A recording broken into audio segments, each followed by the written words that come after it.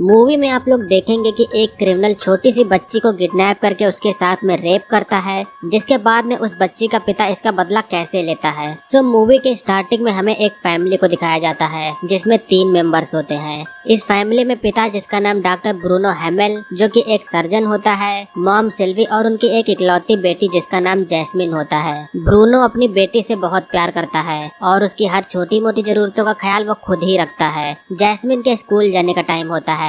Jasmine अपने father से उसे स्कूल साथ चलने को कहती है, मगर ब्रूनो ने पिछली रात एक बहुत बड़ा ऑपरेशन किया था जो काफी देर तक चला था, जिसकी वजह से थक जाने के कारण उसे अभी आराम की जरूरत होती है। इसलिए जैस्मिन को स्कूल अकेले ही जाना पड़ता है। सिल्वी भी ब्रूनो के साथ में कुछ रोमांटिक पल साथ में बिताने के चक्कर में वो अपनी बेटी को अकेला जाने देती है। अब कुछ समय बीतता है। ब्रूनो के जागने के बाद में जैस्मिन का क्लासमेट आके ब्रूनो को जैस्मिन का बैग देता है और कहता है कि जैस्मिन आफ्टरनून के बाद में क्लास नहीं आई, क्या वो बीमार है। ब्रूनो को कोई आइडिया नहीं होता है कि जैस्मिन कहाँ गई है, क्योंकि वो घर से स्कूल के लिए निकली थी और इसके बाद में वो कहाँ चली गई है इसका कोई भी आइडिया ब्रूनो को नहीं होता है। इसीलिए ज्यादा देरी न करते हुए दोनों लोग पुलिस को इन्फॉर्म कर देते हैं। पुलिस वाले जैस्मिन को ढूंढने के लिए निकल जाते हैं। साथ में डॉक्टर ब्रूनो भी अपनी बेटी को ढूंढने के लिए उनके साथ में चला जाता है। बस कुछ ही दूर ढूंढने के बाद में उन सभी को जैस्मिन की लाश पास के एक जंगल में मिलती है। जैस्मिन की लाश बेहद ही खराब स्थिति में होती है। इसे देखकर ब्रूनो अपना दुख बर्दाश्त नहीं कर पाता है। ब्रूनो को यहाँ पर ये भी पता चलता है कि उसकी बेटी का ब्रुटल तरीके से रेप भी किया गया है। और दूसरी ओर ब्रूनो की वाइफ सिल्वी अपनी बेटी की कुछ भी खबर पाने के लिए बेसब्र होती है। अब कुछ दिन बीत जाते हैं। दोनों हस्बैंड और वाइफ सदमे को बर्दाश्त नहीं कर पा रहे होते हैं। ऐसा लगता है कि उनकी सारी खुशियाँ जैस्मिन के साथ में ही चली गई हैं। कुछ दिनों बाद में ब्रूनो को डिटेक्टिव हर्वे का कॉल आता है, जिसके बाद में डिटेक्टिव ये बताता है कि हमें जैस्मिन के ऊपर मिले सीमेंट से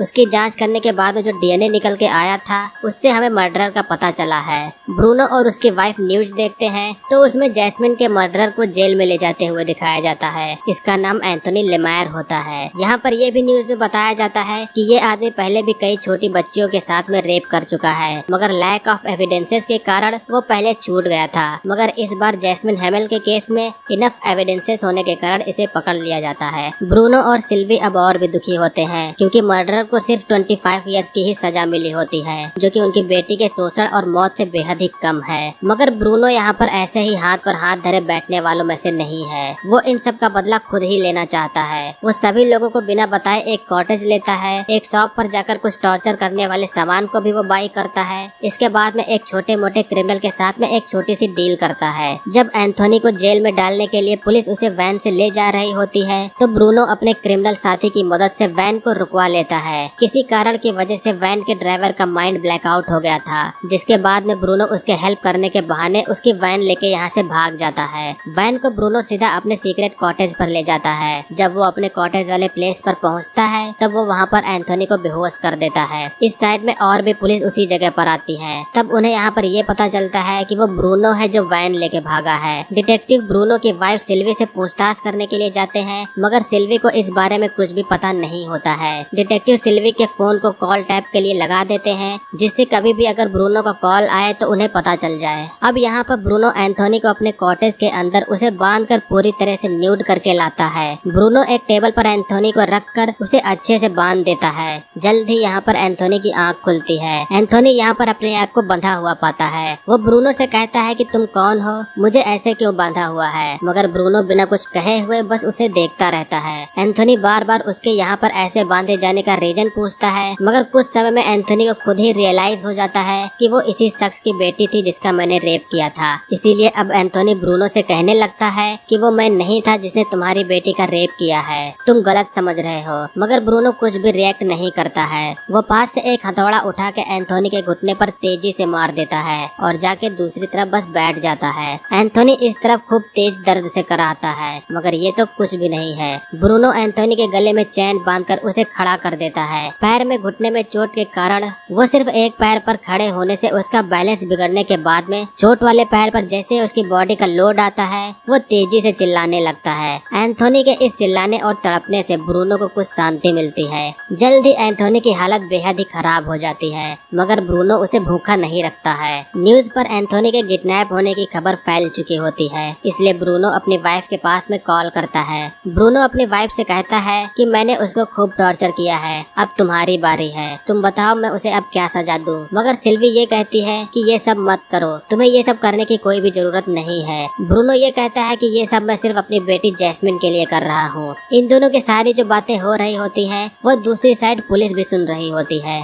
इसीलिए डिटेक्टिव हार्वे ब्रूनो से क्रिमिनल को वापस मांगने को कहता है। मगर ब्रूनो यहाँ पर उस डिटेक्टिव से ये कहता है, सिर्फ 25 साल की जेल, क्या ये सही इंसाफ है मेरी बेटी के लिए? जब आपकी वाइफ का मर्डर हुआ था और क्रिमिनल अभी भी जेल में सही सलामत है, क्या आपको उसे मारने की इच्छा नहीं होती है? इस बात का जवाब डिटेक्टिव नहीं दे पाता है, क्योंकि इस बात की बेचैनी हार्वे को हमेशा होती है कि उसकी वाइफ को मारने वाला कातिल अभी भी सही सलामत है। ब्रूनो एंथोनी से जितना क्रूल हो सकता है उसके साथ में उतना घटिया तरीके से टॉर्चर करता है। एंथोनी को लगता है कि ब्रूनो उससे सच सुनना चाहता है, इसलिए एंथोनी यहाँ पर कन्फेस करता है। वो कन्फेस करते हुए ये कहता है कि वो वही था जिसने उसकी बेटी के साथ में रेप किया था। लेकिन ये सुनने के बाद में ब्रूनो और भी गुस्सा हो जाता है और उसे एक जंजीर की मदद से मारना चालू कर देता है। ज्यादा मार पड़ जाने के कारण यहाँ पर एंथोनी की सांसें कम चलने लगती हैं। उसके अंदर कुछ इंटरनली खराब हो जाता है, जिसके बाद में ब्रूनो उसके अंदर से ऑपरेशन करके डिफेक्टिव पीस को बाहर निकाल देता है। अगले दिन ब्रूनो एंथोनी की बॉडी में ग्लूकोज चढ़ा रहा होता है, तो इसी दौरान एंथोनी उससे ये कहता है कि उसने उसकी बेटी के अलावा पहले 3 और कम उम्र की लड़कियों का रेप करके उनको मार चुका है, मगर तुम्हारी बेटी जैस्मिन उन सब में से सबसे बेस्ट थी। जिसको सुनने के बाद में ब्रूनो और भी गुस्सा हो जाता है। एक्चुअली यहाँ पर एंथोनी इतना ज्यादा टॉर्चर होके थक चुका होता है, इसलिए वो ब्रूनो को और भी ट्रिगर करके अपने आप को मार डालना चाहता है। अगले दिन ब्रूनो टीवी देख रहा होता है। टीवी पर उन्हें फैमिलीज के इंटरव्यू लिए जा रहे होते हैं जिनकी बेटियों के साथ में एंथोनी ने गलत काम किया था। इनमें से 2 फैमिली नॉर्मल जवाब देती है, बल्कि ब्रूनो का थैंक्स भी करती है कि उस किलर के साथ में ऐसा ही करना चाहिए। लेकिन जो थर्ड मदर होती है वो ये कहती है कि अब 4 साल बीत चुके हैं, मैं इस पल को भुला चुकी हूँ। मेरे लिए वो एंथोनी मर चुका है, मुझे इससे कोई भी फर्क नहीं पड़ता है। ये सुनकर ब्रूनो काफी हैरान हो जाता है, जिसके बाद में ब्रूनो चुपके से उसी औरत के घर में घुसकर उसे बेहोश करके अपने कॉटेज में ले आता है। ये औरत ब्रूनो को देखने के बाद में काफी हैरान होती है।